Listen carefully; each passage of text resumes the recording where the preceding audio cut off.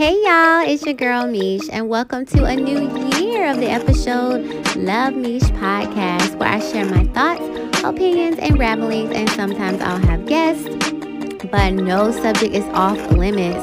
It's a billion people in the world, and I'm just one of them. So welcome to my world, and let the conversation continue. So I totally forgot one. Mardi Gras is February 25th, and I just jumped forward to St. Patrick's Day, so my bad. Mardi Gras. I actually have an adult page on OnlyFans. You can search Meesh at night. You do have to pay for it, but if interested, I did do a Mardi Gras photo shoot and a couple of videos. So yeah, shameless plug. Okay, so Mardi Gras. Mardi Gras, February or March, always a Tuesday. Mardi Gras is French for Fat Tuesday. It's also known as Pancake Tuesday or Shrove Tuesday. The history of Mardi Gras began long before Europeans set foot in the New World. In mid-February, the ancient Romans celebrated the Lupercalia, a circus-like festival, not entirely unlike the Mardi Gras we are familiar with today. When Rome embraced Christianity, the early church fathers decided it was better to incorporate certain aspects of pagan festivals into the faith rather than attempt to abolish them altogether. Now you know what? This is some fuckery. So now we know why. It's like, the gods, pagan, so they call it, and then they want to slide it in and try to make it mix with Christianity. I'm not a Christian hater. I'm just like a truth seeker. And it is what it is. It's, you know what I mean? Why they try to hide it so much? I don't know. That shit bothers me. It really does. So let me just reread that again for the people in the back. The early church fathers decided it was better to incorporate certain aspects of pagan festivals into the faith rather than attempt to abolish them altogether. You know what that sound like? People weren't finna go for that shit. So they try to be sneaky. They try to be slick. Just like you give medicine to kids, they put a lot of sugar in there to try to trick them. And a lot of the foods that we eat is bad for you, but that sugar is something that your tongue is very familiar with.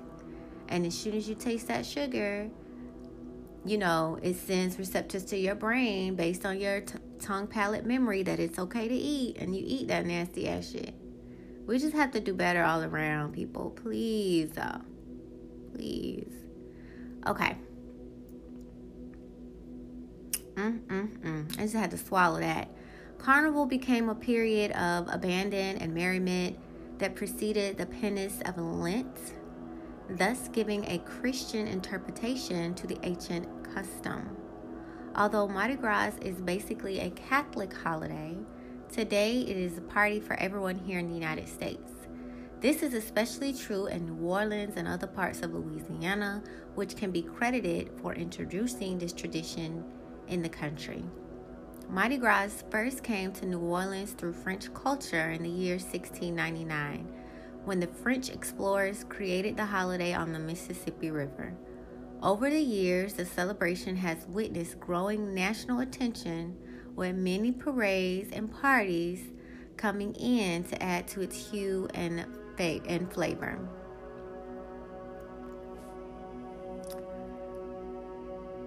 Okay, we'll continue with Mardi Gras. And that was from listfirst.com. Now we're going to go back to timeanddate.com. And I actually have two from them. So I'll start with the first one. Tuesday, Mardi Gras, the Tuesday of Carnival and Pancake Day. Shrove Tuesday is observed in many ways worldwide. It's known as Mardi Gras or Fat Tuesday in countries such as France and the United States. No matter what its name is, the day before Ash Wednesday has long been a time for eating and merrymaking. The world's longest carnival celebrated is in Brazil, but many religions have popular events on the day. The Mardi Gras parade in New Orleans is typically is typical of the masquerades and dancing in the streets that take place in many countries on this day as people prepare for the long Lent feast. Mardi Gras Fat Tuesday festivals are particularly colorful in French cities such as Cannes, Crécy, and Nice. Celebrations feature grand parades of flower-covered floats with giant figures. People are dressed in costumes and confetti is thrown as an expression of merriment or joy. A grotesque effigy that represents evil is burned at the end of the day. It is also traditional in many parts of France to eat a large meat that includes crepes or waffles. Some people in the United Kingdom celebrate the day known as Pancake Day with games and races that involve tossing pancakes in the air. People in some parts of northern Sweden eat a meat stew on Shrove Tuesday, while those in the south eat Shrove Tuesday buns called semlor, which are filled with almond paste and topped with whipped cream. This day is known as Carnival Tuesday in places such as Trinidad and Tobago, where many people plan the event well ahead of time. Musical competitions, elaborate costumes, and specific characters dedicated to the carnival are some of the major highlights of this annual event. Many people in Haiti see the day as the biggest celebration of the year. Music, foods, cultural shows are all part of the day. Shrove Tuesday and Luthania is a folk celebration to rejoice end of winter. During this celebration, attention is concentrated on chasing away winter with all of its evils.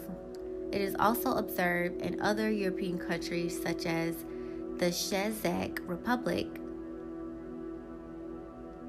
Processions are still part of folklore celebrations. Children in countries such as Estonia and Finland enjoy the day outdoors on Shrove Tuesday, mainly engaging in activities such as sledding. A typical Finnish meal on this day may include pea soup and blini or rice pancakes served with caviar and smetana, which is a kind of sour milk. The name Shrove Tuesday is derived from the Christian custom of confessing sins and being abolished just before Lent. Shrove Tuesday was traditionally a time to use up all the milk, butter, and eggs left in the kitchen. These ingredients were often used to make pancakes, which is why the English call it Pancake Day. In early England, people were supposed to go to their confessors the week prior to Lent and confess their sins. Carnival Tuesday's origins may be traced back to a time when restrictions regarding food and entertainment were made during the 40 days of Lent, which commemorates the passing of Jesus Christ. It was common for people to host large festivals as the last possible opportunity before fasting. During times in history when slavery was prevalent, particularly in areas such as Haiti, slave masters continued to celebrate Carnival. The slaves could not participate in the same manner, but they were not free. Because they were not free. After gaining their independence, many of them took advantage of their freedom by celebrating Carnival for the first time. The celebrations featured beautiful clothing, festival music, and cultural shows. You know,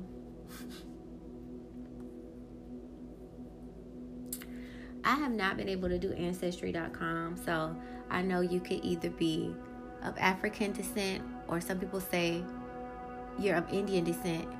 When you're Black, African American, you come from one of the two. Of course, Haiti, Jamaica, I'm just saying in general. So I don't know which side I swing on, Indian or Black. I do know my grandfather's mother was white, Miss Tillman, and my grandmother's people had Indian. So I don't know. I don't know if I would be considered both. But the history, every time I read something about slaves, oh my God, my soul gets so angry. The slaves could not participate in the same manner because they were not free. Fuck you. We were free. You decided to make us not free. And who made you God? I don't know.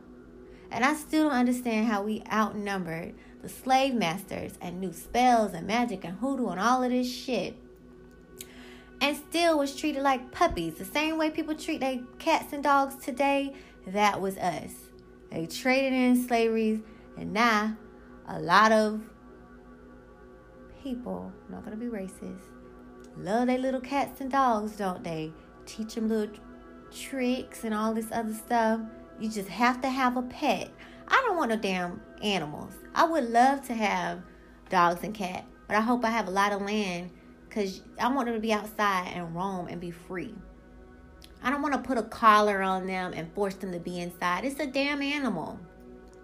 It needs dirt and grass and air. It needs to be outside. You just changed its whole habitat and made it an inside animal. It's not an inside animal. And I feel we're the same way. Maybe we're supposed to be, I just be researching everything because I'm such a hippie. They have tree houses that you can rent. I want my real house to be a tree house. It's one with nature. And in Bali and Dubai, they make bamboo houses and they're beautiful. Like to be one with nature.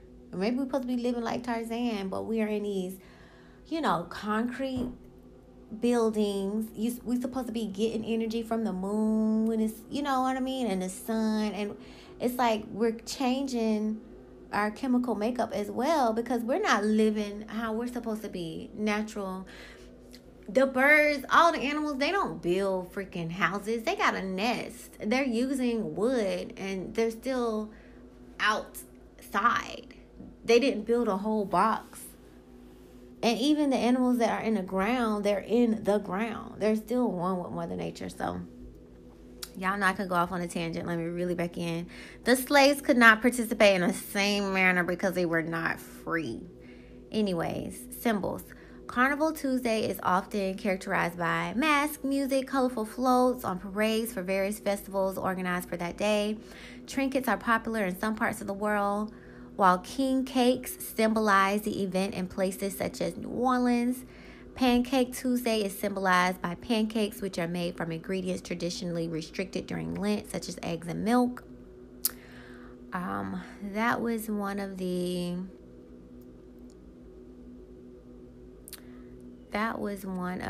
articles. I have one more that it went a little bit more into Shrove Tuesday, Mardi Gras. Shrove Tuesday is the last day before Lent, a period of fasting. It's also known as Fat Tuesday or Mardi Gras. Features large festivals and celebrations across the United States. The typical Mardi Gras parade in New Orleans, in Louisiana, is the headquarters. Many people dress up in eye-catching costumes and spectacular balls are had. Debutantes are introduced at the ball. People throw trinkets to the crowds as part of customary parade throw at New Orleans. Mardi Gras celebrations during the parade. It also says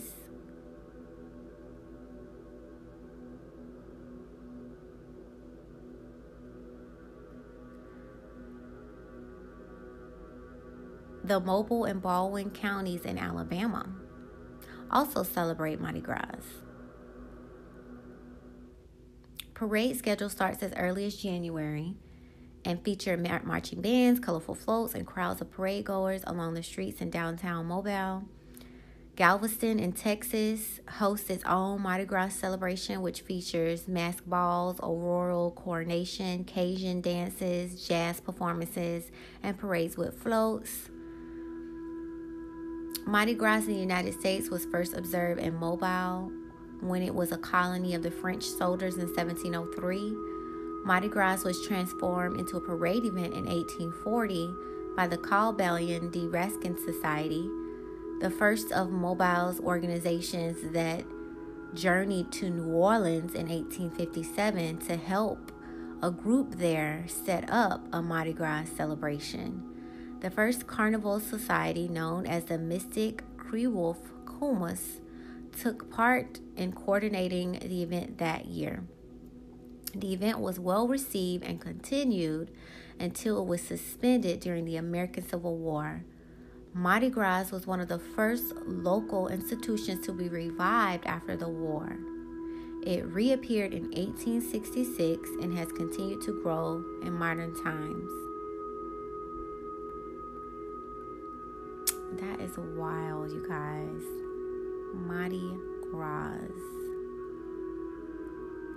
Mardi Gras. So I've been learning, or I have a folder because I want to teach my tongue different languages, or how to let the sounds come out, how to move, just to be familiar with the sounds, because I have been following. One of my episodes is going to be on different teachers that have come across my path.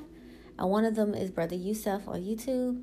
And he mentions that English language itself is just bad, bad, bad. When you pray, he mentioned you want to try to pray in another language. So, baby steps. You got to start somewhere, right?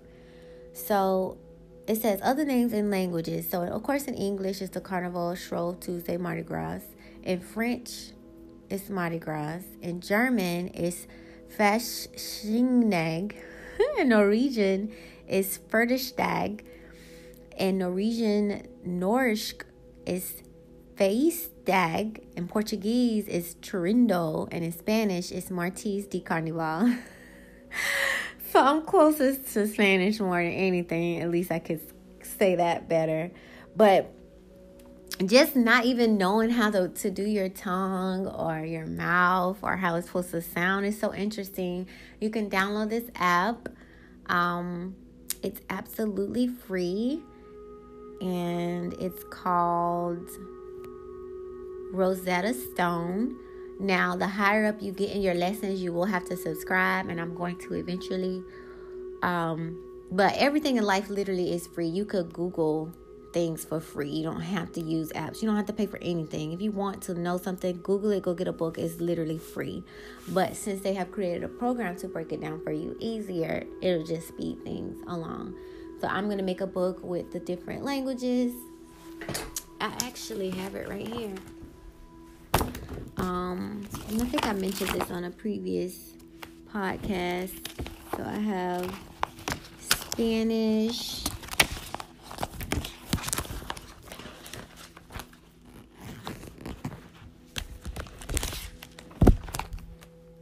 I have a folder, and I want to do the alphabet, my numbers, and mom, dad, different greetings.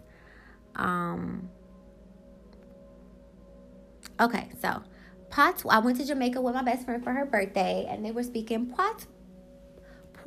Patois. And like they don't say the foot, they say le foot the, or something like that. It's almost English, but it's different. And the guy that was talking to us, he was like, when there were slaves, they made up their own language so that they could talk behind the slave master's back. So they are going to publicize it, but right now it's off the grid. So Patois. And you can go on YouTube right now, and it's people teaching you, little bits and pieces. So Patois was one of them. French, Greek, Spanish, Italian, Chinese, Brazilian, Portuguese. Just whatever I come across. On Rosetta Stone, they actually have a broad selection of languages. So I pulled it up. And let me just log in. I can't believe they kicked me out. I thought I was logged in already. It has been a minute since I've been on here. I started using a journal, and planning is just best for me. Like scheduling things. Username and password is incorrect. Shaneria06@live.com. I know what my damn username is, because I use it all the time. So let me just reset my password. And sometimes they don't want you to do like symbols. I be getting confused because I know. Okay. Well, I don't know why I had a weird password, but okay. Let's see if it'll let me in now. Sign in, personal.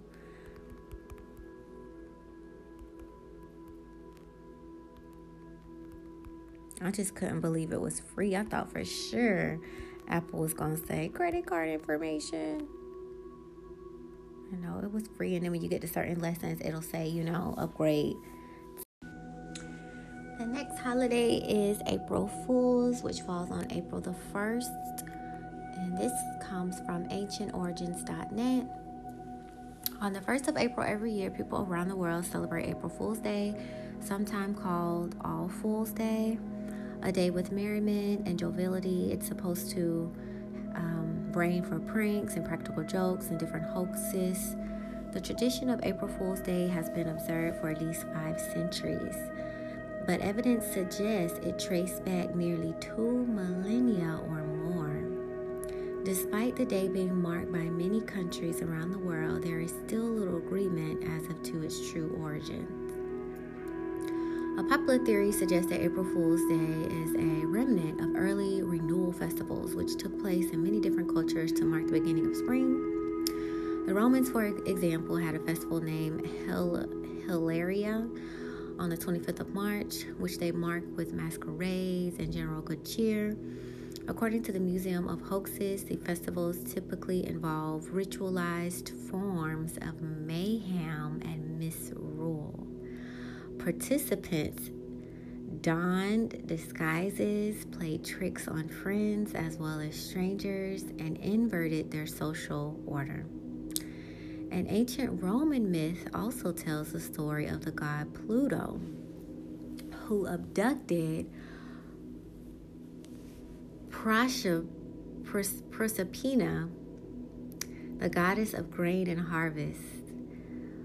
Proserpina's mother could only hear the voice of her daughter when she searched for her in the vast expanse of the underworld. This fruitless search ended in vain and inspired the idea of a fool's errand. However, the concept of April Fool's errand has also been linked to other historical events. According to the biblical theory, the 1st of April is the day that Jesus was sent from Pontius Pilate to Herod and back again, a journey which has also been associated with the old expression of sending someone on a fool's errand. You know what?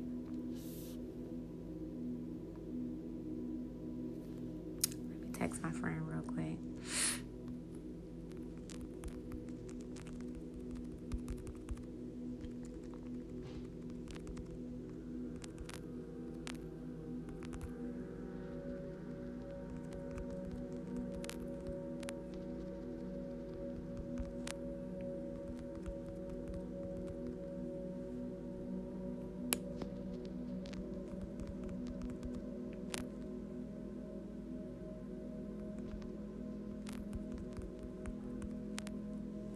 Okay, so sorry about that, you guys.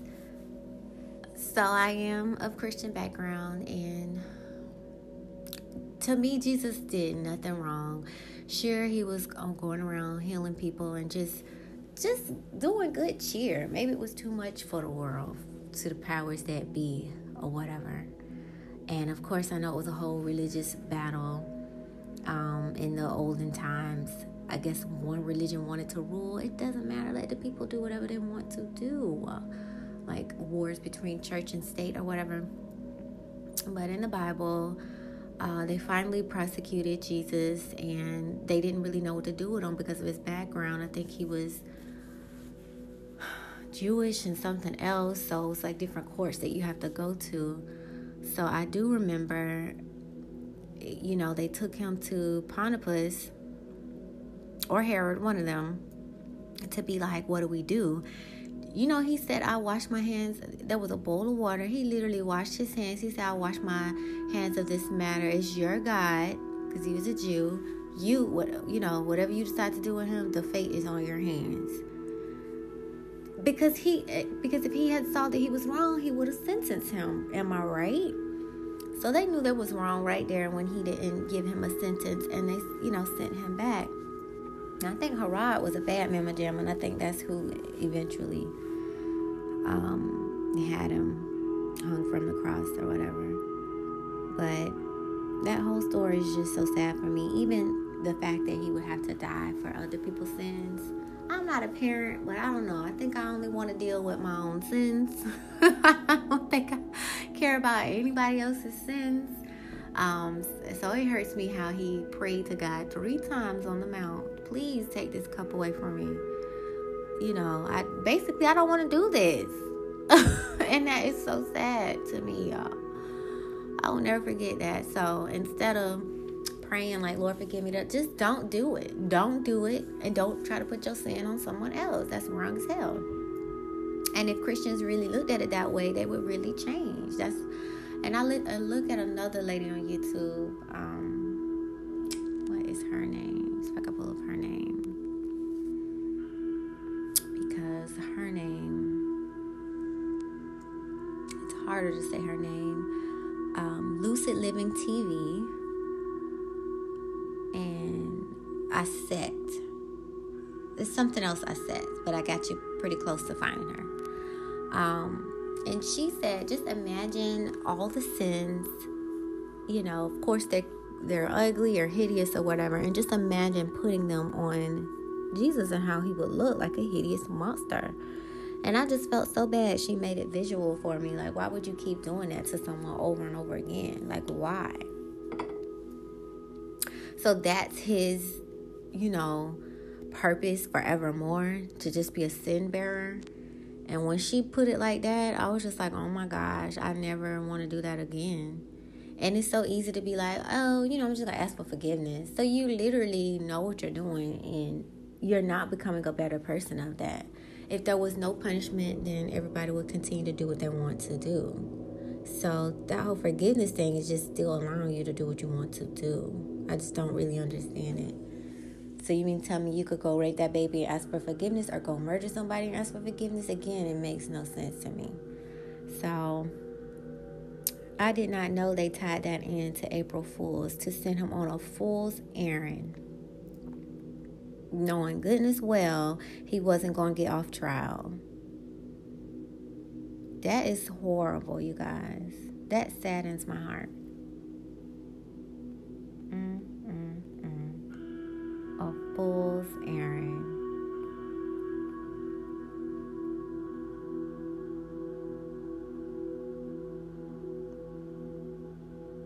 That is so sad. I hate that.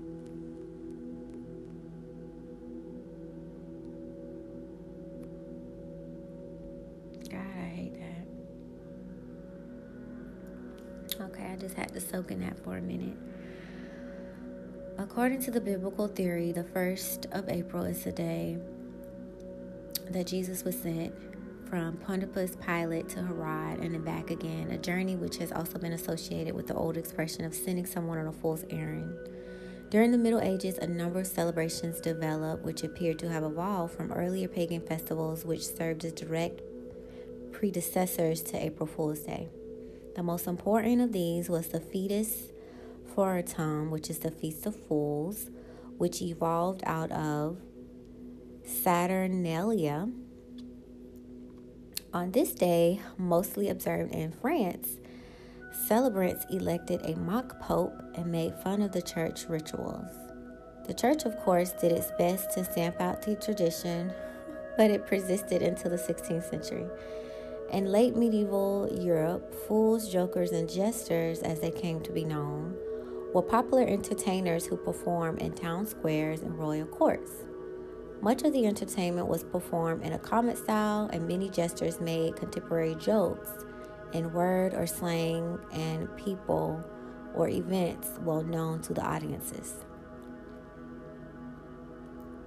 Another theory regarding the origins, before I go into that, To me, jesters, fools, and jokers, they're still around today. They're comedians. They do stand-up comedy. They make you laugh. The YouTubers that make you laugh. Any jokesters or jesters. Even when you go to France, people still do the whole mime thing. They're basically entertainers. Maybe even singers, I'd like to say. They're just, instead of making you laugh, they're basically entertaining you with song. So we do the same stuff time and time again with different names, different meanings, dressed up differently. But the more and more I learn, this stuff is just the same. You see how they said the Feast of Fools, which evolved. So they took away the feast and just now it's just April Fool's. It's like, okay. Another theory regarding the origins of April Fools relates to the change of the calendar in 1582 when Pope Gregory ordered, okay, so I don't know my Roman numerals. It's X111, 10, 11, 12, 13. Maybe it's 13. Let's see what that means. I don't know my Roman numerals. So let's see. What does X mean? I was right, 13. Look at me. Okay, so I knew X was 10. Gregory the 13th ordered a new calendar, the Gregorian calendar, and I keep coming across this, to replace the old Julian calendar. A number of ancient cultures, including the Romans, celebrated New Year's Day on or around the 1st of April, but the new calendar called for New Year's Day to be celebrated 1st of January. According to a popular explanation, those who refused to accept the new day or did not learn about it continued to celebrate New Year's Day on the 1st of April were reportedly subjected to pranks and ridicule and were rumored to have been called April Fools for observing the holiday months later. Okay. Starting to make sense. However, there are two difficulties with this explanation. The first is it doesn't fully account for the spread of April Fools to other European countries. For example, the Gregorian calendar was not adopted by England until 1752, but April Fool's Day was already well established there by then. The second is that the first direct historical record of April Fool's Day traces back to a poem by Flemish writer Edward de Deen in 1561, 2 decades before the calendar change took place. The poem is about a nobleman who hatches a plan to send his servant back and forth on absurd errands on April 1st, supposedly to help prepare for a wedding feast. The servant recognizes what's being done to him as an April Fool's joke. Nevertheless, it is not unreasonable to suppose that the calendar changes served more as an excuse to codify a general spirit of joviality already associated with the season than as the sole inspiration for April Fool's Day. While no one really knows exactly where, when, and why the celebration started, it seems clear that the tradition of a day devoted to honoring merriment and misrule has ancient origins, which were most likely rooted in springtime festivals. By Miss April Holloway. You go, girl. So bottom line, and I'm not going to do it on this episode, but there are spring equinox, summer solstice, fall equinox, and winter solstice. And I think we're supposed to be honoring gods and deities on these days. And instead of honoring those days, we've created all these little days. So spring equinox, March 19th this year. Summer solstice is June 20th this year. Fall equinox is September 22nd this year. And winter solstice is 12/21 this year. I don't remember this just yet. I went to a vision party earlier this year, and this journal planner was given to me. And I'm so thankful for it because it's helping me organize my life, honey.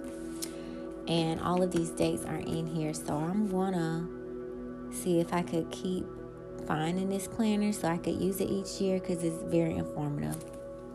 I love all of the good info that they put in there. So thank you, Ttyl Williams, because it was her vision board party, and I'll share her link if you want to check her out. And I have one more.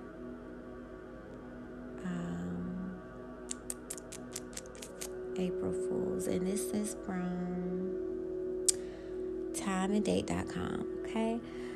Celebrated on April 1st, Fool's Day, also known as April Fool's Day, is a day for tricks, pranks, and jokes. Other names include April Naughty Day, Gwokey Day, Hootendog Day, and St. All Fools Morn.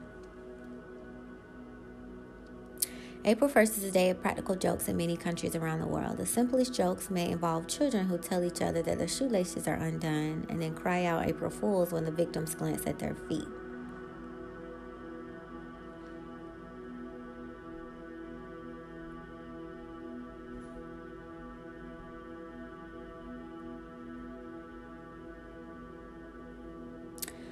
Another belief of April Fool's Day's origins points to the biblical character Noah as the first April Fool. It is said that on April 1st, he mistakenly sent the dove out to find dry land before the water subsided. A second story tells that the day commemorates when Jesus was sent. Sorry about that. The maintenance man was letting me know that he was leaving.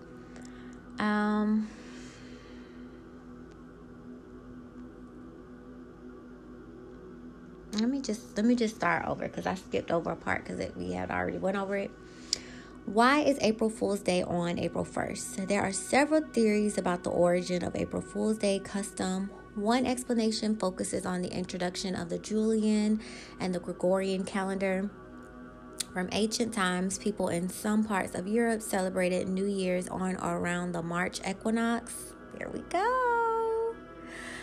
However, the new calendar systems defined January 1st as the first day of the year. People who forgot about the change or observed the old rules for other reasons became victims of various jokes. For examples, pranksters would discreetly stick paper fish to their backs. In France, the victims of this prank were called Poisson d'Avril or April fish. Biblical theories. Another belief of the April Fool's Day origin points to the biblical character Noah as the first April Fool. It is said that on April 1st, he mistakenly sent the dove out to find dry land before the water subsided. A second story tells that the day commemorates when Jesus was sent to Pontius Pilate, to Herod, and back again. Sending a man from Pilate to Herod is an old term for sending someone on a fool's errand. April Fool's Day in history.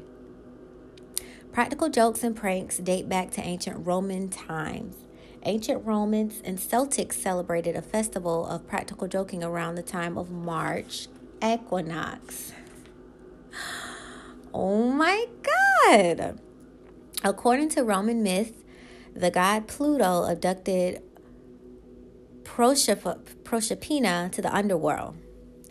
Her mother, Ceres, only heard her daughter's voice echo and searched for her in vain. The fruitless search is believed by some to have inspired the tradition of a fool's errand. Practical jokes where people are asked to complete an impossible or imaginary task. Now, I've been reading and learning about my gods, y'all. And I suggest you do the same because it seems like everything that we do goes back to them.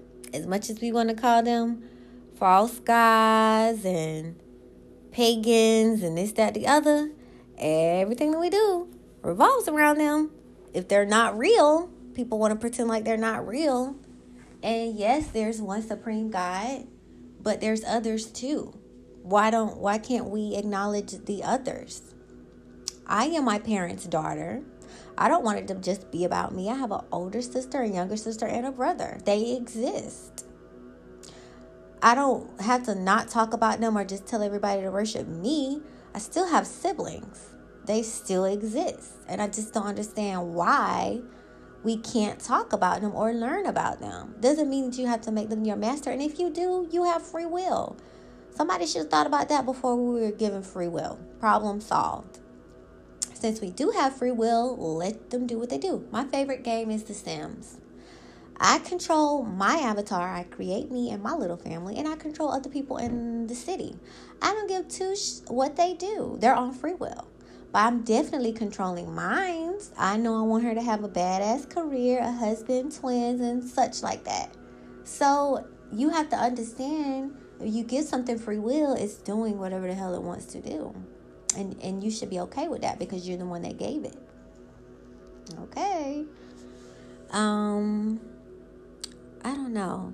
And then he took her to the underworld. I don't know if you guys know, but when you go to the underworld, you can only come out if something takes your place. Okay? So it's like an in out. And I don't think people just go there like that, because just look, it's in or out. And it's rules, it's like 7 gates, and this is probably mixed in different religions or whatever, but this is just what I've learned so far.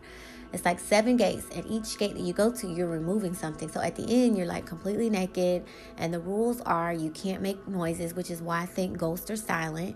You have to be dirty, like you can't be clean. You know what I mean? It's just rules of the dead or the other realm. And the more I learn about universal laws, I don't care who you are, you have to obey them. And I think God has to obey them too. So I think there's something above our creator, master being called God. Because if there wasn't rules that he didn't have to obey, put it this way, then why would there be chaos and mayhem in the world? I would get rid of that whole duality, good and evil. Fuck evil. I just want a good existence. And I would make it be that way. But if there's a universal law that I have to follow that says good and bad can exist, even though I'm a God, ain't shit I can do about it. But help you and give you love and light in the midst of all the chaos and destruction and evil in the world. And I think I figured it out. If life is about vibrations and evil things happen, they sadden you, that's keeping you on a low vibration. So when I think about slavery, it's bringing me down. When they put on the news, slavery is bringing you down. Oh, now there's a coronavirus, it's bringing you down. You have to acknowledge that shit and still have sympathy because it's sad as fuck. But don't let it consume you. Still rise above and change your mind. We're alchemists. You can change your frequency. You could be sad at one moment and somebody can make you laugh. That's an alchemist. They're really a comedian or a joke. Everybody has that person in their life. You're mad as hell. Sometimes your significant other. You're mad as hell. And then just seeing them makes you smile. Or what they do makes you smile. Or you know what I mean? So that's how fast you can change your energy, your frequency. And I honestly believe people that are master manifestors, they stay on high frequencies. My best friend, for example, she always have music playing. And when I listen to music, it makes me feel so good. She always has music playing. Also, she always have comedy going. So she's constantly laughing. When I tell you she manifested everything in her house, every fucking thing in her house, bed, TV, radio, this, that, the other, sofa set. Everything that she put her mind to, she does. She wanted to do plants. She have a whole beautiful garden. I posted it of plants. She used sunflower seeds. They grew into beautiful, beautiful, big ass sunflower plants are big. But I'm just saying, the girl is a bad mamma jamma. Just put it that way. But I've noticed she uses music. And I think we're supposed to use things as tools. And she uses comedians. She always is laughing. Even though on her own she's funny. She's funny by herself. So if I'm sad, she's making me laugh. So the gift is already in her. But she recharges herself and continues to fill her cup by using those tools. So it's a lot to learn, y'all. I said all of that to say, I used to get sad, like, why is there evil, this, that, other? But, it is what it is. There's universal laws. It's going to be. There's nothing you can do about it. So instead of wallowing in it, just understand that it is and focus on the good and keep your vibrations high, keep your frequency high, and manifest. And today's a new moon, you guys, so you might want to do your spiritual wash in your bathtub. Get your candles. If you have roses or flowers, you can even use cinnamon. There's different herbs that you can put in your water. Some people do fruit. You can manifest, play your nice frequency music or music that's soothing to you. Manifest, set your intentions. Pray over your family and friends, whatever you choose to do with this. But if we're supposed to be so in tune with nature and we aren't, we're missing out on a lot. My sister just got a house, y'all. She manifested that shit under a full moon. I think it's extra energy. It's extra energy that's in the atmosphere. Just like praying, for example. This is in the Bible, y'all. When you pray by yourself, that's great. But the Bible tells you when 2 or 3 more are joined, I am in the midst. So again, you just want to amplify that energy. So if it amplifies with people, just imagine how much it amplifies with the fucking moon. And to me, I think suns and planets and moons, I think those are deities too. They don't look how we expect them to look because we're different beings. But I think that's a whole being by itself, to me, a god. And I'm still researching to learn more, but I think it's more that our mind can't even fathom. Like different dimensions. Like what if the moon looks round because we're in the 3rd dimension? What if we get to higher dimensions and we actually start to see the figure that it is? For example, you can't see bacteria because we're in the 3rd dimension. I think that microscope helps us look into another dimension to be able to see those squiggly little lines and the actual bacteria that it is.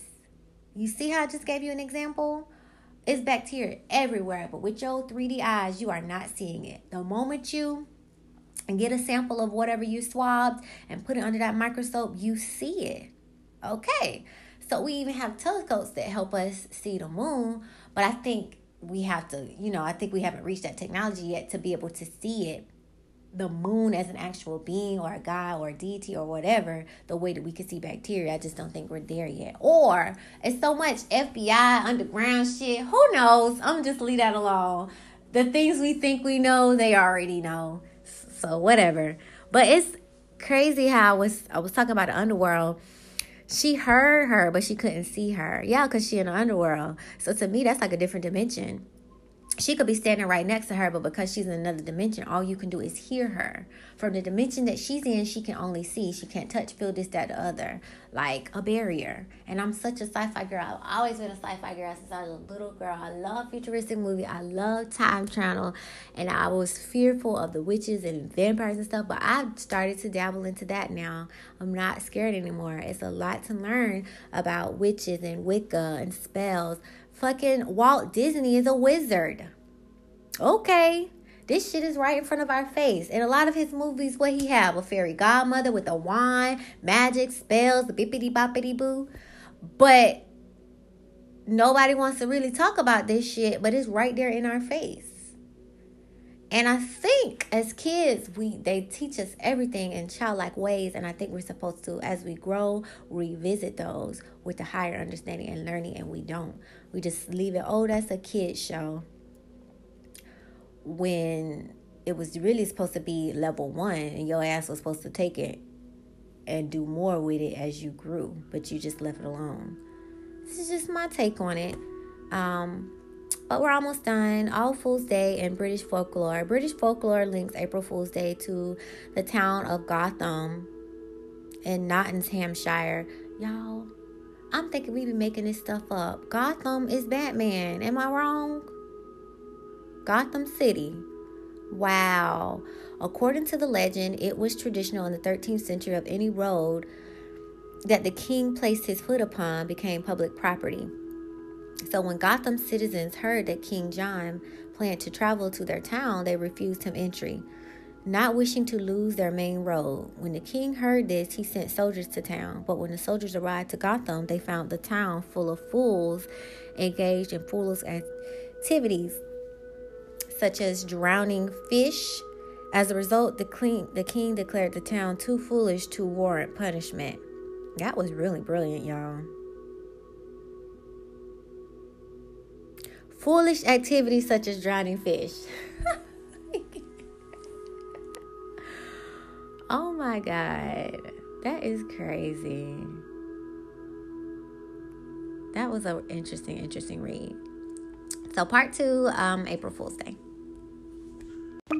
Hey y'all, it's your girl Meesh, and welcome to a new year of the episode Love Meesh Podcast, where I share my thoughts, opinions, and ramblings, and sometimes I'll have guests, but no subject is off limits. It's a billion people in the world, and I'm just one of them. So welcome to my world, and let the conversation continue. Thanks a million for listening. You can reach me on all my other social media platforms by visiting my Linktree, which is luv.meesh. I hope you have a better than great day. Love you. Talk to you later. Bye.